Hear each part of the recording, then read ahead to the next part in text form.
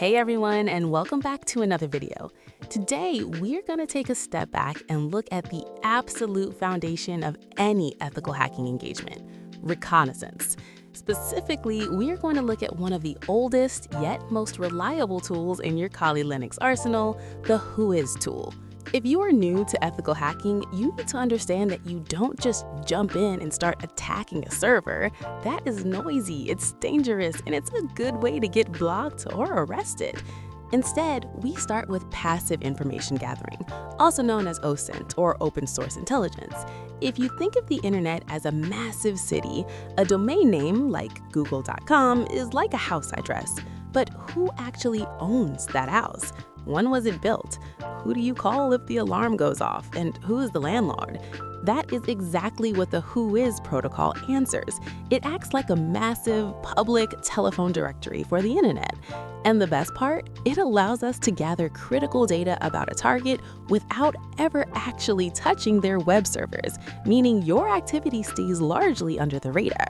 Before we open the terminal, let's quickly understand the mechanics so you know what is happening under the hood.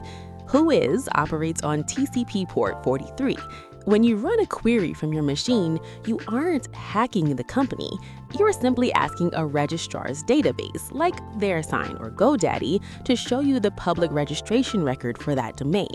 A quick ethical note here. Whois data is public information.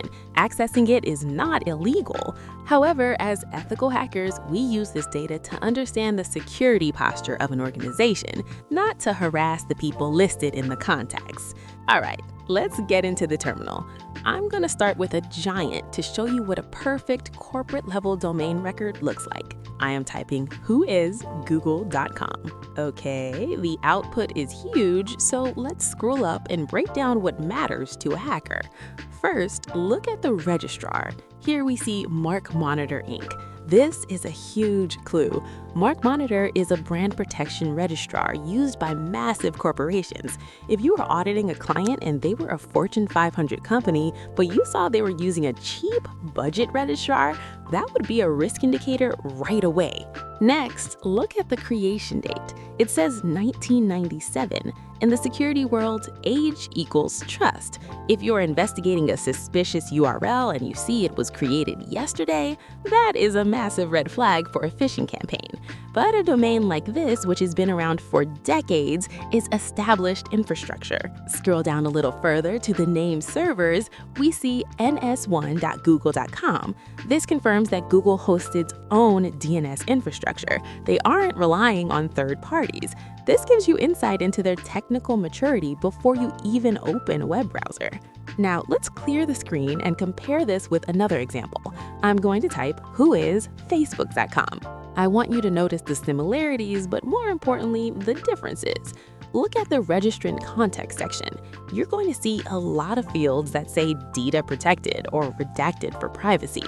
This is very common now, especially with privacy laws like the GDPR in Europe. As an ethical hacker, this tells you that the target is privacy conscious. It means you won't be able to easily find the admin's personal email address just by running this tool. You'll have to dig deeper using other methods.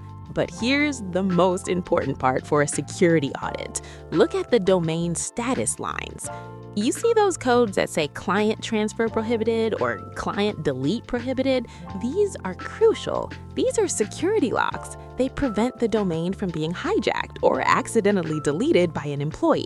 If you are hired to secure a company and you run a Whois check on their domain and you do not see these status codes, you need to report that immediately. It means their domain is vulnerable to being stolen.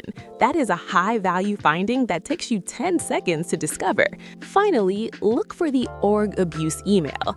Every record has one. If you ever discover malware coming from a domain or you're conducting a blue team investigation, this is the specific email address you use to get that site taken down or reported. So that is the Whois tool. It's simple, it's fast, and it gives you a surprising amount of data about a target's infrastructure and security posture, all without sending a single malicious packet.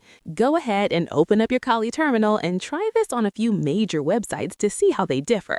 Remember to stick to the ethical guidelines, keep learning, and I'll see you in the next video.